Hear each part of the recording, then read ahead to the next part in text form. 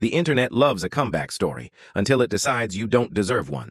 And Cardi B is the kind of name that proves how messy fame can get when the past doesn't stay buried.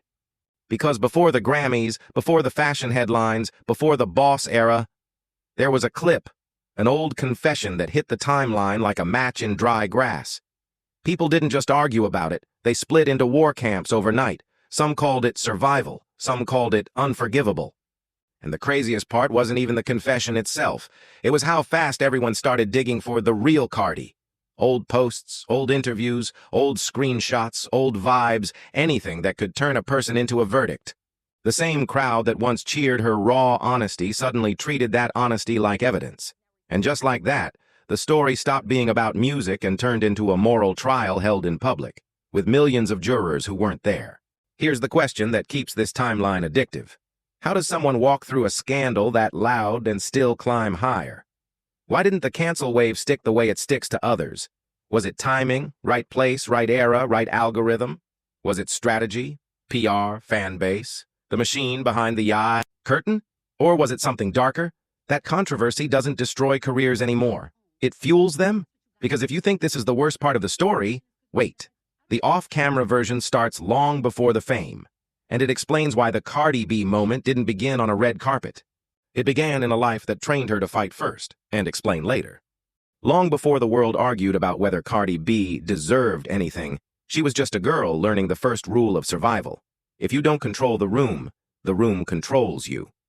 The version of her that later looked fearless on camera wasn't born from confidence. It was built from pressure, money stress, and a constant need to stay 2 steps ahead of whatever could break you. Her early life wasn't framed like a clean Hollywood origin story. It was loud, complicated, and shaped by real-world instability, the kind that doesn't leave space for soft mistakes. When people later called her too blunt, too wild, too much, they were reacting to an attitude that made sense in the environment she came from. Talk fast, move faster, never look weak, never let anyone smell fear. In that world, being nice doesn't always keep you safe, but being sharp can. And this is where the off-camera context matters. Cardi didn't grow up with the kind of privacy that protects people from becoming stories. She grew up in a culture where reputation can be a weapon, where the wrong relationship can become a trap, where money problems aren't a bad week, they're a permanent shadow. So she learned to perform strength even when she was exhausted. She learned to turn humiliation into comedy before anyone else could use it against her. She learned that attention, good or bad, can still be leverage. That mindset becomes important later because it explains something most people misunderstand. Cardi's chaos wasn't random. It was a pattern, a defense mechanism, a way of staying visible and untouchable at the same time, like wearing spikes so nobody grabs you too hard. Before she had a stage, she had jobs. Before she had headlines, she had bills. Before she had brand, she had survival choices that people love to judge from a safe distance. This is the part of the timeline where the internet usually edits out the messy details, because messy details don't fit into neat morality. But those details are exactly what created the person we see later. Someone who doesn't just chase fame, but uses fame like a shield. And once you understand that, the next part becomes inevitable. Because when you come from a life where survival is the goal, the line between controversial and necessary gets blurry fast. The drama didn't start after she got famous. The drama was already there, waiting for the spotlight to magnify it. Before Cardi B became a household name, she was already practicing the skill that would later make her impossible to ignore, turning real life into a spectacle. Not because she was chasing scandal the way people imagine celebrities do, but because attention was currency, and she learned early that being unforgettable could be the difference between getting stuck and getting out. In the pre-fame era, the lines weren't clean. There wasn't a polished team editing her image, there wasn't a crisis manager polishing her words, and there definitely wasn't a soft filter on the parts of her life that looked rough. She spoke the way people speak when they don't expect the world to be listening. She joked the way people joke when humor is armor, and she told stories that sounded too extreme to be real, until the internet started treating those stories like a case file. This is where the drama DNA forms, the mix of raw honesty, survival logic, and shock value. The same bluntness that made her relatable also made her risky. Because when you build your early identity on being unfiltered, you can't be surprised when the world rewinds your words later and asks you to explain them like a courtroom transcript. Even before the biggest controversy that would resurface years later, Cardi's online presence carried the kind of energy that attracts conflict. Bold opinions, loud personality, and a refusal to back down. That creates fans, but it also creates enemies. People waiting for a moment to call you fake, dangerous, or undeserving. And in the pre-fame stage, one rumor can spread faster than you can correct it, especially when your brand is built on, "I said what I said." What makes this era dangerous isn't one single incident. It's the setup. It's the fact that early fame often grows from messy internet ecosystems, viral clips, chaotic stories, confrontations that get replayed like entertainment. That kind of rise trains an audience to expect extremes. So even when you're just being honest, people label it attention-seeking. Even when you're explaining survival, people hear confession. And once that interpretation locks in, the internet doesn't wait for nuance. It waits for a headline. So by the time Cardi's breakout moment arrives, she isn't entering the spotlight as a blank slate. She's entering with a preloaded archive. Old stories, old jokes, old attitudes, and a reputation that already feels controversial to people who only know her through clips. And that's why the next stage hits so hard. Because when she finally goes viral on a bigger scale, it's not just new fans arriving, it's also old receipts coming back with them. Cardi B didn't arrive the way traditional celebrities arrive. There wasn't a slow build where the public gradually learns your story and politely decides they like you. Her breakout felt more like a door getting kicked open. One moment she's a loud, funny, unfiltered presence in the culture, then suddenly she's everywhere, and everyone has an opinion about whether she's authentic or a problem. This is the phase where the internet stops seeing you as a person and starts treating you like a format. Cardi's personality became the headline. Her voice, her expressions, the way she talked, clips turned into memes, memes turned into catchphrases, and catchphrases turned into a brand people repeated without even knowing the context. And the more viral she became, the more the attention started to mutate. Because viral fame doesn't just amplify what you do, it amplifies what people think you represent. The rise was loud, but so was the backlash. As her name climbed, so did the early cancel energy that follows anyone who doesn't fit the industry's polite, polished image. Think pieces started circling. Comment sections turned into battlegrounds. People who loved her aggressively, like she was proof that the gatekeepers didn't get to decide who wins. And people who hated her like she was a personal insult, like her success was bad for culture. That's the twisted engine of her breakout. Every reaction boosted the next reaction. Praise created outrage. Outrage created more clicks. More clicks created more coverage. And more coverage created the feeling that Cardi wasn't just famous. She was unavoidable. But here's where the off-camera story sharpens. Because when the internet elevates you this fast, it also demands a price. Your past becomes public property. Every old clip becomes context. Every old story becomes evidence. Every sentence you ever said gets replayed under a harsher light than it had when you were just talking to your own corner of the world. So while Cardi is climbing, something else is climbing with her. The archive, the receipts, the old narratives people were saving for later. And the moment she becomes too big to ignore is the exact moment the internet decides it's time to test whether she deserves to stay big. And that's how we enter the next chapter. Not just one scandal, a timeline of them.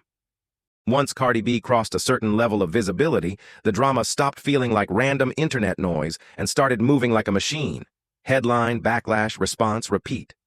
And the reason this era feels endless is because it wasn't one single scandal that defined her. It was the pattern. Every time the public thought they had the final judgment, another chapter reopened the argument. At the center of Cardi's most explosive controversy is the idea of old footage and old words becoming new punishment. A resurfaced clip, one that people interpreted as a confession about how she survived in a dangerous world, triggered a moral panic online. Critics framed it as proof she should be canceled. Supporters framed it as a brutal reflection of street-level survival, told in her unfiltered style. And the real damage wasn't only the clip itself. It was what it allowed the internet to do next. Turn her past into a scavenger hunt. People began searching for more clips, more screenshots, more gotcha moments that could lock her into a permanent villain role. It became less about what happened and more about what the public wanted her to symbolize. Danger, hypocrisy, or survival depending on who was speaking. Then came the kind of story that instantly shifts the tone. Not just discourse, but legal headlines. Cardi faced criminal charges connected to an alleged incident at a strip club in New York. This is where celebrity drama gets darker because the internet stops acting like a fan base and starts acting like prosecutors. People argued about guilt and innocence like it was a reality show, while the consequences were real. In this era, Cardi's name wasn't just trending in pop culture feeds, it was trending in serious conversations too. And every update fed the same cycle. People who already disliked her used it as confirmation. People who loved her treated it as another attack by a system that punishes certain women harder than others. That tension, class, gender, respectability, and power, is why her scandals hit differently. They weren't just tea, they became culture war fuel. Even outside legal headlines, her career has been followed by public conflict. Feuds are normal in celebrity worlds, but Cardi's conflicts often felt like they weren't happening behind closed doors. They were happening in the open, with receipts, reactions, and entire fandoms choosing sides. And here's the off-camera truth that matters. Feuds aren't only personal. They are algorithmic events. The more people react, the more the platform rewards the conflict. The more the platform rewards the conflict, the more media turns it into narrative. Suddenly, a disagreement becomes history. A quote becomes a war. A moment becomes a defining era. The core contradiction in Cardi's timeline is this. She was celebrated for being unfiltered, then punished for being unfiltered. The public loved her because she didn't talk like a PR-trained celebrity, until that same rawness became the reason people claimed she was reckless, irresponsible, or undeserving. That's why her scandals don't fade the way scandals fade for others. Her persona invites constant judgment. When she claps back, it becomes another clip. When she stays quiet, it becomes suspicion. When she explains, people say it's an excuse. When she doesn't explain, people say she's guilty. She exists in a no-win courtroom where every move is interpreted as evidence. This is the strangest part of the timeline. For many public figures, one scandal can freeze opportunities. For Cardi, scandal often became heat, and heat became attention, and attention became momentum. Not because controversy is good, but because her audience is built on intensity.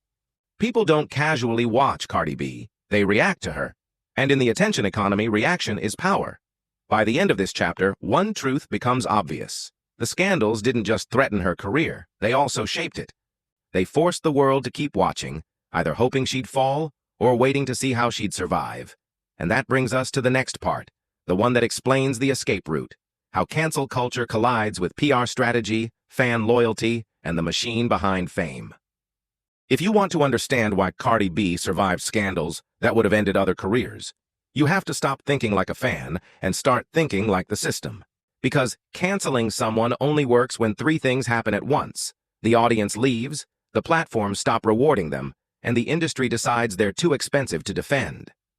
Cardi's timeline rarely gave all three the same green light.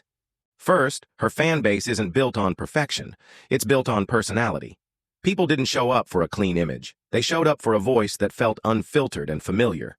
That matters because when controversy hits, audiences who came for realness are more willing to argue context instead of demanding instant purity. Even when they're disappointed, they don't always leave, they debate. And debate keeps the name alive. Second, Cardi's scandals often landed in a culture that already treats outrage like entertainment. Platforms reward watch time and reaction, not moral clarity. So every apology clip, every clapback, every think piece, every explained video becomes a new entry point for attention. In that environment, silence can look like guilt, but speaking can also control the narrative. Cardi has repeatedly used the same survival move. Meet the fire with more heat. Own the chaos. Talk directly to the public, and refuse to look scared.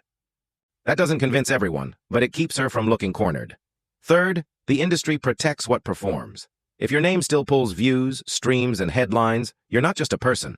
You're a product with momentum, and momentum is the hardest thing to cancel. Even critics end up contributing to it, because every "she should be finished" post becomes another signal that she's worth clicking. So the answer isn't that she was untouchable. It's that she stayed too loud to erase and too profitable to ignore. And she understood, off camera, that in the attention economy, the best defense isn't being innocent. It's being unavoidable. Here's the part that makes Cardi B's story feel almost unreal. After everything, the backlash cycles, the moral debates, the legal headlines, the feuds, she still turned into a global brand. Not because the drama disappeared, but because success changed the way the public talked about it. When you reach a certain level, the narrative shifts from she's finished to she's complicated, from cancel her to how is she still here? And that shift is its own kind of victory. Her biggest achievements don't need a long speech here. The point isn't the trophies. The point is the contradiction. The same world that tried to turn her past into a prison also made her a headline machine. And in modern fame, a headline machine is power. Cardi's timeline proves a brutal truth. Controversy doesn't always destroy celebrities anymore. Sometimes it brands them. So when you think back to that clip, the moment we opened with, the question isn't only, was it right or wrong? The real question is darker and more addictive. If the internet can't agree on morality, who decides who gets to stay famous? And if Cardi's past can return like that, whose off-camera story is next?